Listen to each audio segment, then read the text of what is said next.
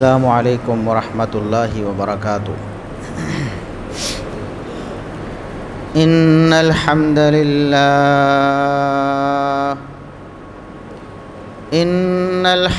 للہ نحمده ونستعینه ونستغفره ونعوذ باللہ من شرور انفسنا ومن سیئات اعمالنا، من يهده الله فلا مضل له ومن يضلله فلا هادي له، أشهد أن لا إله إلا الله وحده لا شريك له، وأشهد أن محمدًا عبده ورسوله۔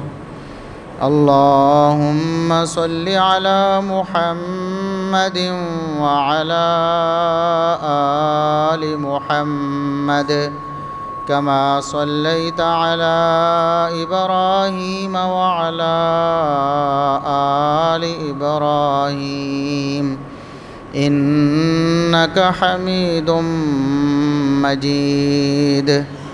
اللهم بارك على محمد وعلى آل محمد كما باركت على إبراهيم وعلى آل إبراهيم إنك حميد مجيد۔ أما بعد، فيا أيها الناس، ألا إن خير الحديث كتاب الله، وخير الهدي هدي محمد صلى الله عليه وسلم، وشر الأمور محدثاتها، وكل محدثة بدعة، وكل بدعة ضلالة۔ أعوذ بالله السميع العليم من الشيطان الرجيم، من همزه ونفخه ونفثه۔ بسم الله الرحمن الرحيم۔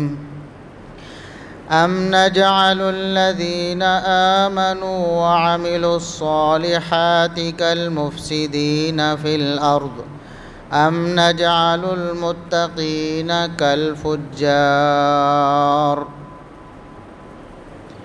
انتہائی قابل احترام بزرگوں، عزیز نوجوان ساتھیوں، معززات و مکرمات اسلامی ماں اور بہنوں، ہر قسم کی حمد و ثنا، تعریف و تمجید، کبریائی، بڑائی، رفعت و عظمت اللہ رب العزت کے لیے جو پوری کائنات کا خالق و مالک ہے۔ بے شمار لا تعداد، بے حد و حساب درود و سلام پیغمبر آخر الزماں، محسن انسانیت، محسن کائنات، جناب محمد الرسول اللہ صلی اللہ علیہ وسلم کی ذات اقدس پر۔ قرآن کریم میں اللہ رب العزت نے جن بہت بڑی بڑی خرابیوں سے مسلمانوں کو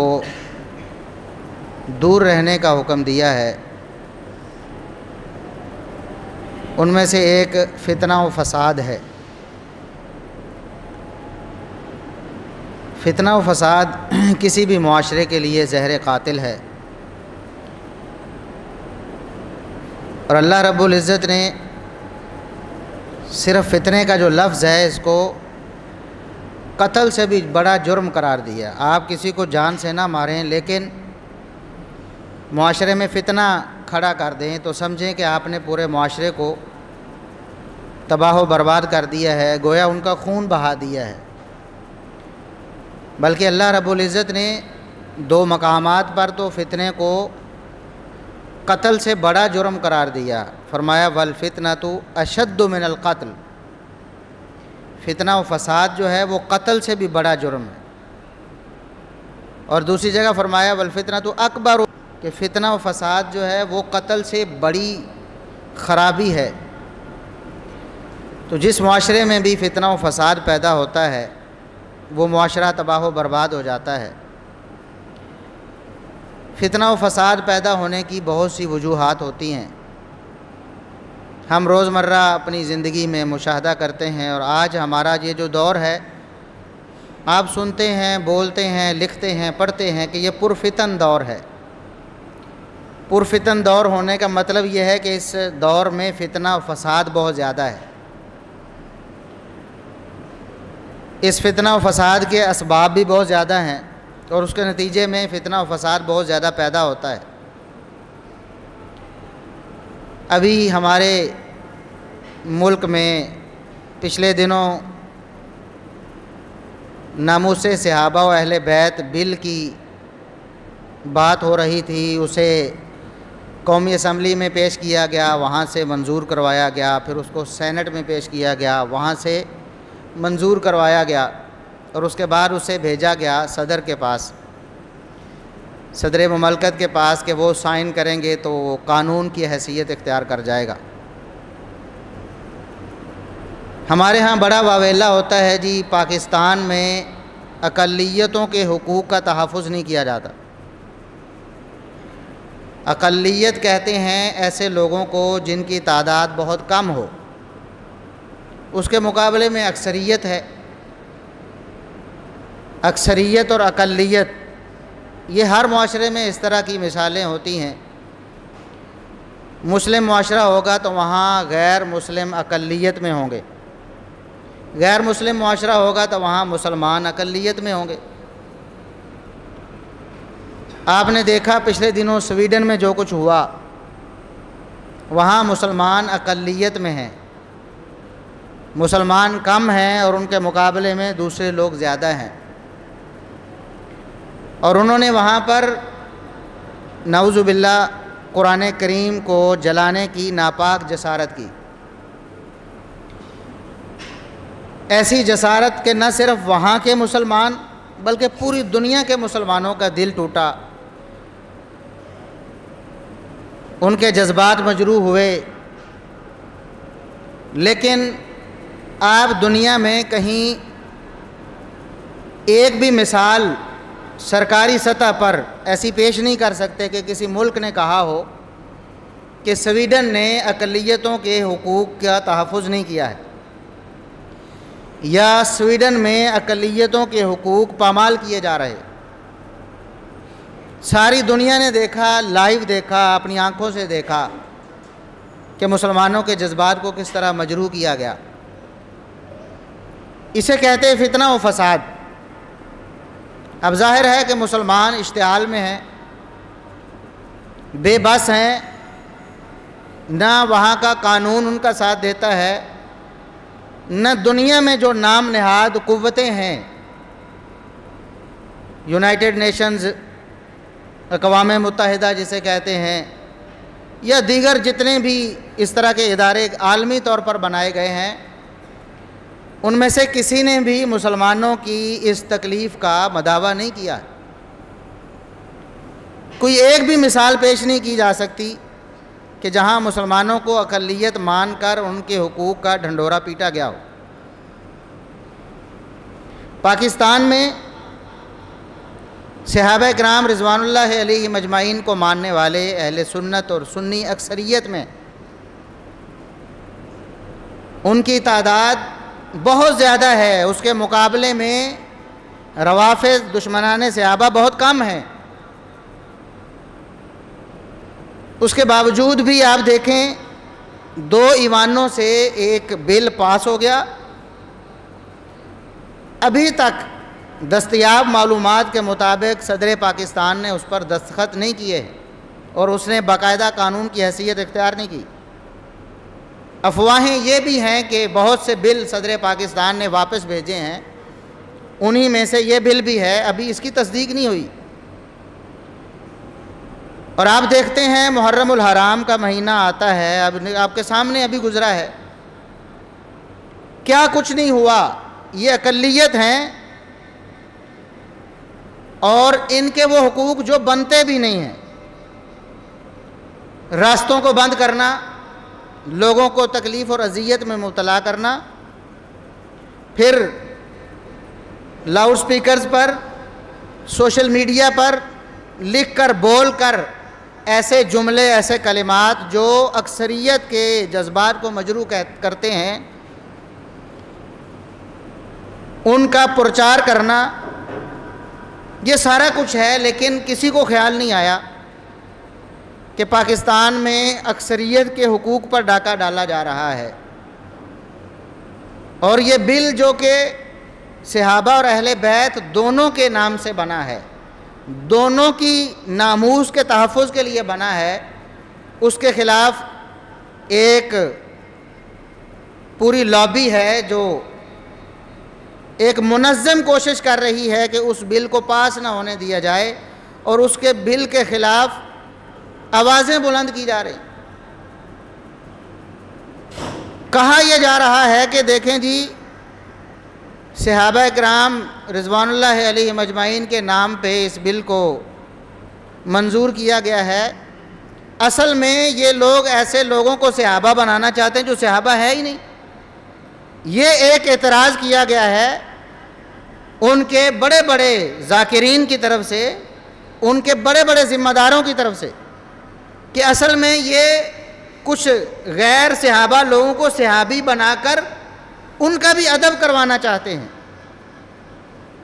حالانکہ صحابہ کرام رضوان اللہ علیہم اجمعین کی شخصیات اختلافی نہیں ہیں،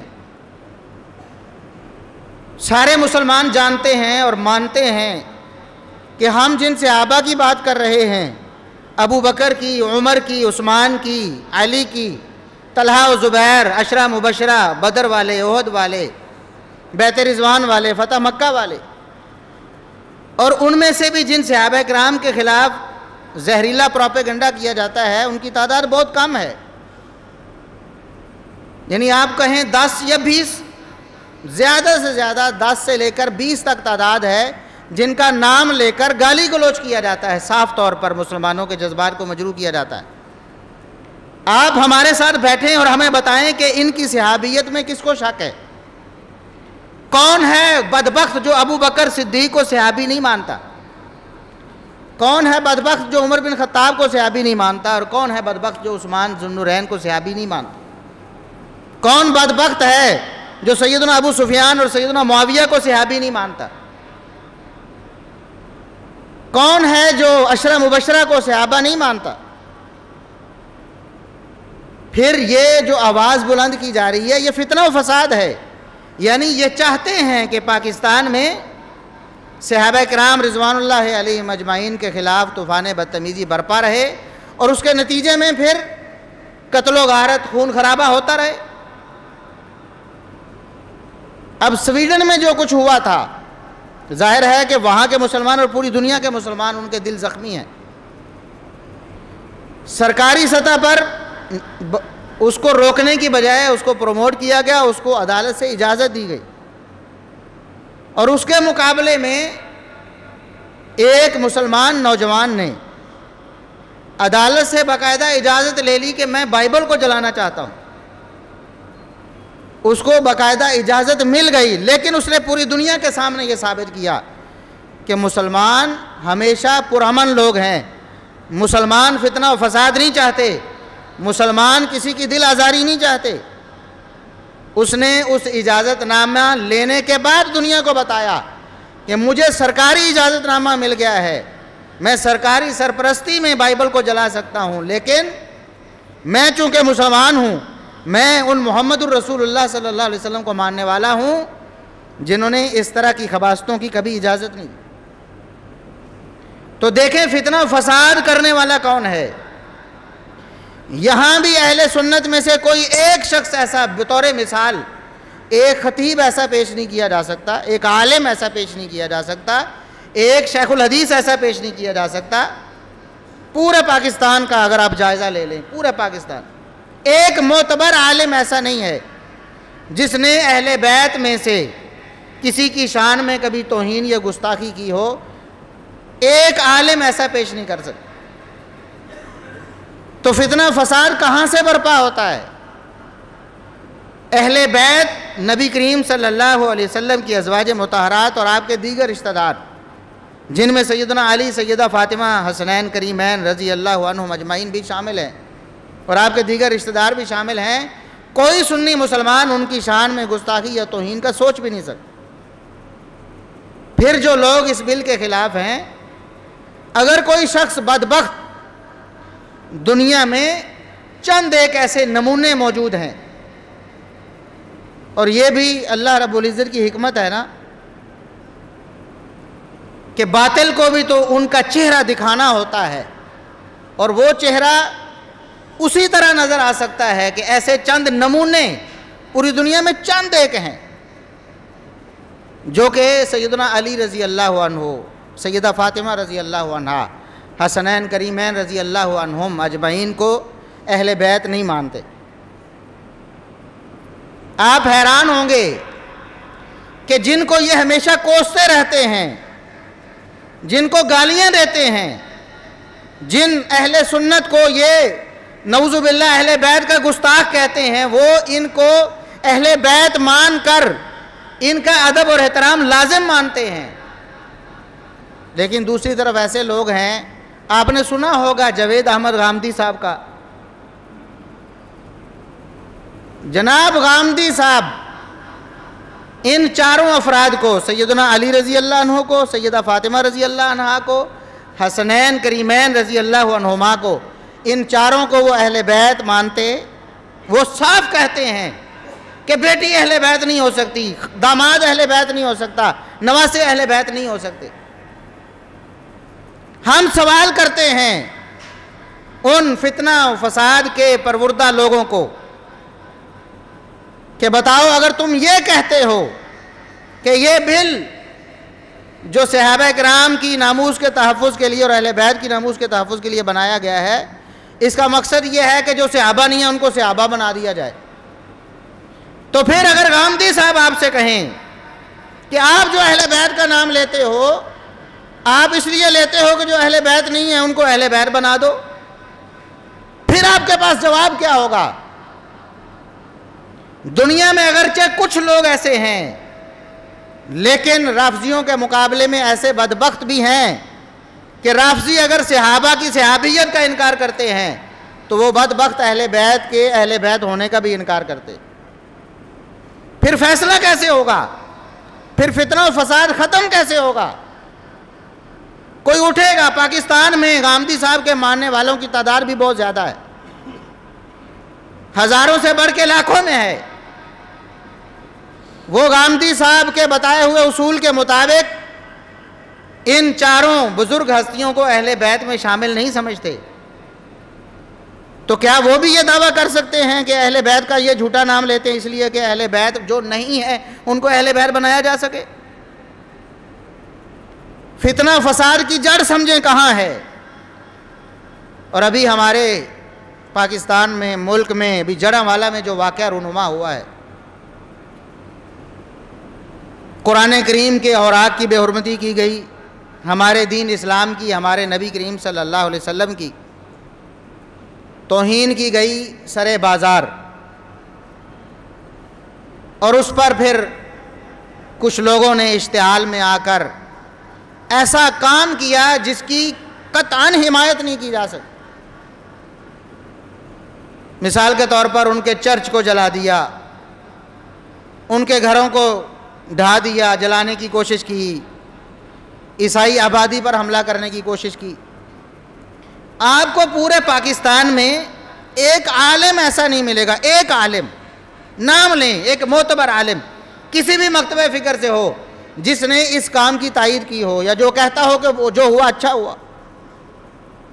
سب اس کی مذمت کر رہے ہیں، لیکن اس کے مقابلے میں آپ دنیا کفر کو دیکھیں کہ جس وجہ سے یہ اشتعال ہوا، قرآن کریم اور رسول اللہ صلی اللہ علیہ وسلم کی توہین جو ہوئی، اس پر کسی نے بولا ہو۔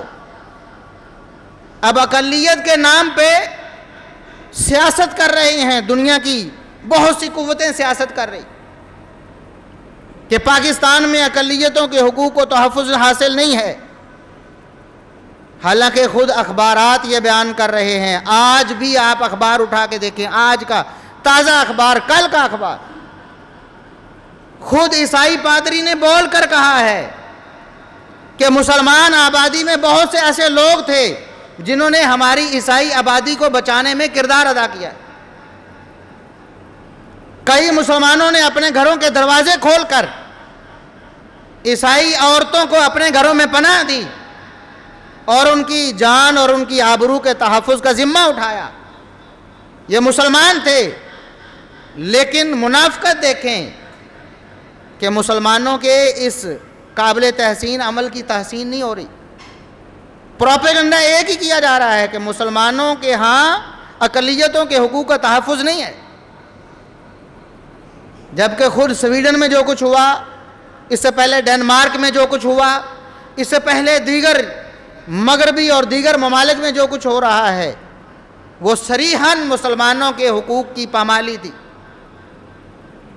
اور اشد ترین پامالی. لیکن اس پر کوئی نہیں بول رہا. اور ہمارے ہاں جو لنڈے کے لبرلز ہیں وہ بھی اب اس واقعے کو ایشو بنا کر مسلمانوں کو، علماء کو، دین کو بدنام کرنے کی کوشش کر رہے ہیں کہ دیکھیں جی مسلمان انتہا پسند ہوتے ہیں، مسلمان دہشت گرد ہوتے ہیں، مسلمان عبادت گاہوں کو جلاتے ہیں. بھئی جنہوں نے جلایا ہے وہ دین کو جاننے والے نہیں تھے، وہ بدبخت، وہ فتنہ پرور لوگ، ان کا دین سے کوئی تعلق نہیں. اور یہی وجہ ہے کوئی دینی جماعت، کوئی معتبر عالم ان کی پشت پر کھڑا نہیں ہے کہ انہوں نے ٹھیک کیا. لیکن اس کے اسباب کا جائزہ لیں. سب سے پہلے یہ دیکھیں ہماری انتظامیہ کی نااہلی، اور اس انتظامیہ میں بھی اس علاقے کا جو بڑا افسر ہے وہ خود عیسائی ہے. ساری دنیا کو پتہ ہے کہ وہ مسیحی برادری سے تعلق رکھنے والا ہے، اور اس نے بجائے ان افراد کو گرفتار کر کے قانون کے کٹہرے میں لانے کے آبادی کو خالی کروایا. ہم کہتے ہیں یہ بھی اچھا عمل کیا، اس نے آبادی کو خالی کروا لیا، لوگوں کی جانوں کو محفوظ کیا، اچھا کیا. لیکن اتنی بڑی آبادی کو بچانے سے پہلے اگر ان افراد کو پکڑ لیا جاتا جو اس گھناؤنے کام میں ملوث تھے تو میرے خیال میں یہ آسان کام تھا، اس کی نسبت زیادہ آسان تھا، اور اس سے فتنہ و فساد کو روکا جا سکتا تھا. ہمارے ہاں ہوتا کیا ہے، پہلے اشتعال دلوایا جاتا ہے، پہلے ایسے مواقع مہیا کیے جاتے ہیں، فتنہ پیدا کیا جاتا ہے، فساد پیدا کیا جاتا ہے، اور اس کے نتیجے میں جب کوئی خرابی آتی ہے تو پھر اس خرابی کو لے کر سارا ایشو بنایا جاتا ہے. پھر ڈھنڈورا یہ پیٹا جاتا ہے کہ اشتعال میں آنے والے غلط ہیں. ہم یہ نہیں کہتے کہ وہ صحیح ہیں، لیکن یہ تو دیکھیں کہ فتنہ و فساد کی جڑ کہاں ہے. آپ کو خود اندازہ ہو جائے گا. آپ دیکھیں مسلمان پوری دنیا میں آباد ہیں، ایسے ممالک میں جہاں عیسائیت بطور مذہب رائج ہے، جہاں کے حکمران عیسائی ہیں، وہاں پر جس طرح ہمارے ہاں مسلمان حکمران ہیں، ہمارا آئین نام کی حد تک ہی کم از کم اسلامی ہے، وہاں بھی عیسائی حکمران ہیں، ان کا جو آئین ہے وہ عیسائیت کا پرتو ہے. جس طرح ہمارے ہاں یہاں ہوتا ہے. آپ نے پہلے آسیہ مسیح کا کیس سنا، اس کے بارے میں پڑھا. نچلی ساری عدالتوں نے ہائی کورٹ تک اس کے جرم کو برقرار رکھا اور تسلیم کیا شواہد اور دلائل کی موجودگی میں کہ واقعی اس خبیث ملعونہ نے رسول اللہ صلی اللہ علیہ وسلم کی شان میں توہین کا ارتکاب کیا تھا. لیکن سپریم کورٹ میں جا کر ساری دنیا کو معلوم ہے کہ وہاں کیا ہوا.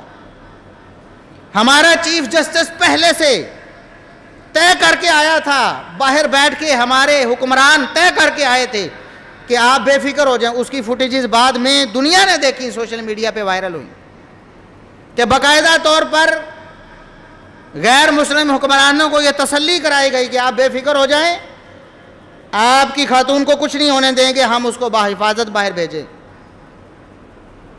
اور پھر دنیا نے دیکھا کہ جو کیس اتنا سٹرونگ اور مضبوط تھا، دلائل اور شواہد کی روشنی میں کہ سارے لوئر کورٹس میں بغیر کسی ہچکچاہٹ کے اس کو توہین کا کیس قرار دیا گیا. سپریم کورٹ نے اجلت میں بغیر دلائل سنے اچانک فیصلہ کر دیا کہ وہ اس کیس سے بری ہے, اس نے توہین نہیں کی ہے, اور پھر راتوں رات اس کو چپ کر کے باہر بھیج دیا گیا. یہ کیس بھی پاکستان میں رونما ہوا, اور اس سے پہلے بھی کتنے ایسے واقعات رونما ہو چکے ہیں, اور ابھی یہ واقعہ تازہ جس میں صراحتاً دلائل اور شواہد موجود ہیں, توہین, بدترین توہین کی گئی, لیکن اس پر کوئی اپنے لب نہیں ہلائے گا. غیر مسلم ممالک, عیسائی حکمران اس بات کو تسلیم نہیں کریں گے کہ ہمارے لوگوں کی خباثت ہے اور ان کی یہ بہت بڑی غلطی ہے, بہت بڑا جرم ہے کہ انہوں نے فتنہ و فساد پھیلانے کی کوشش کی ہے ملک پاکستان. اس کے برعکس تاریخ اٹھائیں آپ, غیر مسلم ممالک کی, مسلمان وہاں آباد ہیں, اقلیت میں ہیں. کسی مسلمان نے کبھی بائبل کو جلایا ہو, تورات کو جلایا ہو, انجیل کو جلایا ہو, کسی اور مقدس کتاب کو اس نے جلایا ہو, کوئی ایسا مذہبی جنونی پیدا ہوا ہو جس نے ان مذاہب کی یا ان مذاہب کے انبیاء کی نعوذ باللہ توہین کی ہو, کوئی ایک کیس سامنے ہمارے پیش کرے. اور جہاں مسلمان اقلیت میں ہیں ان کی تو بات الگ ہے, اکثریت والے جو مسلم اکثریت والے ممالک ہیں, پاکستان دیکھیں آپ, ہاں اشتعال میں آ کر کبھی ایسا معاملہ ہوا, غلط طور پر کسی عیسائی کو قتل کر دیا گیا ہو, یہ الگ بات ہے, مسلمان بھی قتل ہوتے رہتے ہیں. آپس میں کوئی ذاتی رنجش تھی اور کسی نے اس کو مذہبی جامہ پہنانے کی کوشش کی ہو, الگ بات ہے. افراد کا افراد کے ساتھ لڑائی جھگڑا ہر جگہ ہوتا ہے, لیکن کسی مسلمان نے کسی نبی کی توہین کر دی ہو, نعوذ باللہ عیسیٰ علیہ السلام کے بارے میں کوئی برا بول دیا ہو, موسیٰ علیہ السلام کے بارے میں کچھ ایسا بولا ہو, تورات انجیل یا کسی مقدس کتاب کی کوئی گستاخی کی ہو, کوئی ایک مثال پیش نہیں کر سکتا. اس سے بڑی کیا دلیل ہے مسلمانوں کے پرامن ہونے کی؟ فتنہ فساد کہاں سے پیدا ہوتا ہے, اس کی جڑوں کو تلاش کریں, اور یہ ہماری ذمہ داری ہے کہ ہم اس معاملے کو اجاگر کریں. سب سے پہلے تو وہ جنونی, وہ جہلا کا ٹولہ جو ہر موقع پر ہمارے ملک اور ہمارے دین کو بدنام کرنے کی کوشش کرتا ہے, بلکہ میں تو کہتا ہوں وہ اسلام دشمن قوتوں کے ہاتھوں استعمال ہوتا ہے, ایسی حرکت کرتا ہے جس کی وجہ سے ہمارا دین اور ہمارا ملک دونوں بدنام ہوتے. یہ اسلام کے خیر خواہ نہیں ہیں. ہم کہتے ہیں کہ قانون حرکت میں آئے, جو گستاخ ہیں, توہین کرنے والے ہیں, ان کا بھی کڑا احتساب ہو, دنیا کو نظر آئے, مسلمانوں کو پتہ چلے کہ واقعی ہمارے ادارے, ہماری عدالتیں اور ہمارا جو سسٹم ہے وہ گستاخوں کو پناہ دینے والا نہیں. میک شور کریں, ہمیں انصاف نظر آئے.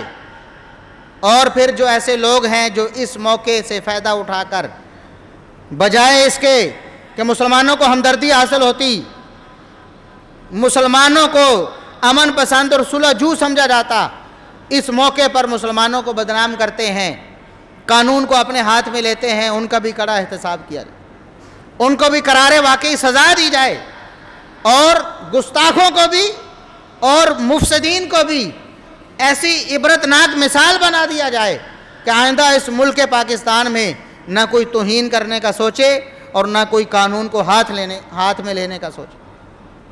ہم بارہا دفعہ اس سٹیج سے یہ بات بیان کر چکے ہیں, کتاب و سنت کی روشنی میں ہمارا منہج یہ ہے, ہمارا طریقہ یہ ہے کہ اسلامی حکومت میں کسی شخص کو قانون ہاتھ میں لینے کی اجازت نہیں. کتنا بڑے سے بڑا جرم سرزد ہو جائے اس کی یہ ذمہ داری نہیں ہے, ورنہ تو ہر مسلمان اس کے پاس کوئی نہ کوئی وجہ جواز ہوگی, کسی دوسرے مسلمان کا یا کسی دوسرے انسان کا وہ ناحق خون چوسے گا, اپنی کسی ذاتی اناد کی وجہ سے, دشمنی کی وجہ سے کوئی نہ کوئی بہانہ بنائے گا. کون کسے روکے گا اور کون کس کے دلائل کو پرکھے گا؟ ہمارے ہاں عدالتیں موجود ہیں, اگرچہ ہماری عدالتیں صحیح فیصلے نہیں کرتی ہیں، بہت سارے مواقع پر گستاخان کو رعایت دی جاتی ہے، لیکن ہمارے بس میں جو ہے ہم نے وہی کرنا ہے۔ ہم نے قانون کا دروازہ کھٹکھٹانا ہے، ہم نے دلائل اور شواہد بہم پہنچانے ہیں۔ اس کے بعد ان بدبختوں کا معاملہ ہے، قیامت کے دن محمد الرسول اللہ صلی اللہ علیہ وسلم کو کیا منہ دکھائیں گے؟ مسلمان ہیں، مسلمانوں کے قاضی اور جسٹس بنے ہیں، مسلمانوں کے منصف بنے ہیں، مسلمانوں کے ٹیکسوں پہ پلنے والے، اور مسلمانوں کے ٹیکسوں پہ پل کر ان کا خون چوس کر اتنی مراعات لے کر غیر مسلموں سے ڈالر لے کر مسلمانوں کی پیٹھ میں چھرا گھونپنے والے، ان کا انجام بہت برا ہونے والا ہے۔ دنیا آخرت میں رسوائی ان کا مقدر بننے والی ہے۔ ہمارے بس میں جو ہے ہم نے وہ کرنا ہے، قانون کو ہاتھ میں نہیں لینا، ورنہ ہمارے ملک میں اللہ رب العزت سے مقدس اور معتبر کوئی ہستی اس کائنات میں نہیں۔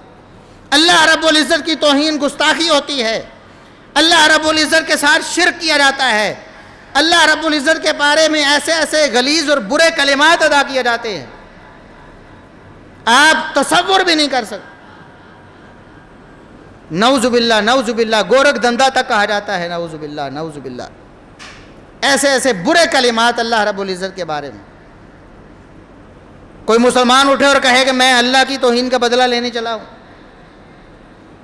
اسی طرح صحابہ کرام رضوان اللہ علیہم اجمعین، اہل بیت، ازواج مطہرات کے بارے میں ایسی ایسی بکواسات ہم سنتے ہیں، پڑھتے ہیں، ہم دیکھتے ہیں۔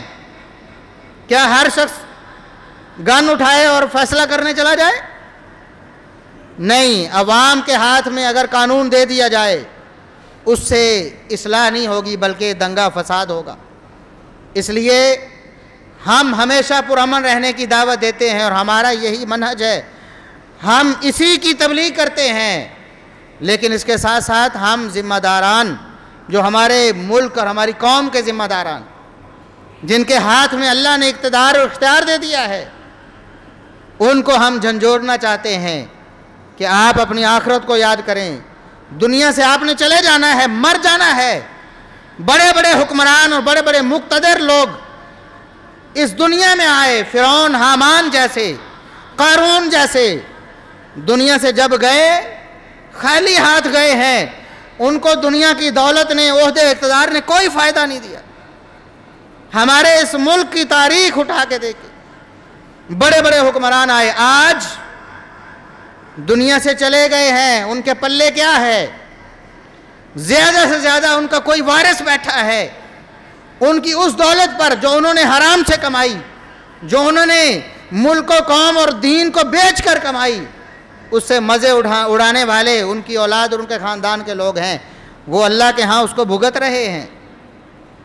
آج کے جو حکمران ہیں، آج کے جو قاضی ہیں، آج کے جو منصف ہیں، آج کے جو اہل اقتدار ہیں، انہوں نے بھی دنیا سے چلے جانا ہے۔ دنیا سے کیا لے کر جائیں گے؟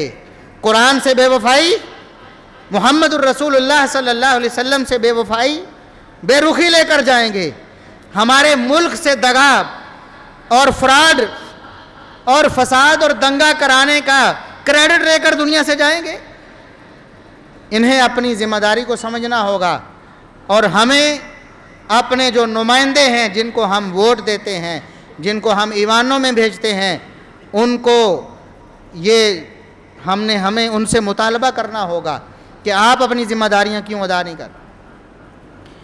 اب دیکھیں، یہ قانون پاس ہوتے ہیں، پاس ہو گیا، ایک ایوان سے دوسرے ایوان سے تیسری جگہ پر جا کے اٹک گیا۔ کون ذمہ دار ہے؟ کون ذمہ دار ہے؟ اب ظاہر ہے کہ اگلی کابینہ بھی آئی ہے، کیا یہ مسلمان نہیں ہے؟ کیا یہ قرآن کو ماننے والے نہیں ہیں؟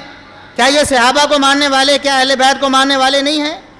ان کی ذمہ داری بنتی ہے کہ اگر صدر دستخط نہیں کرتا، وہ دوبارہ سے اس قانون کو منظور کریں۔ بغیر صدر کے دستخط کے قانون بن سکتا ہے۔ کون ہے اپنی ذمہ داری کو سمجھنے والا؟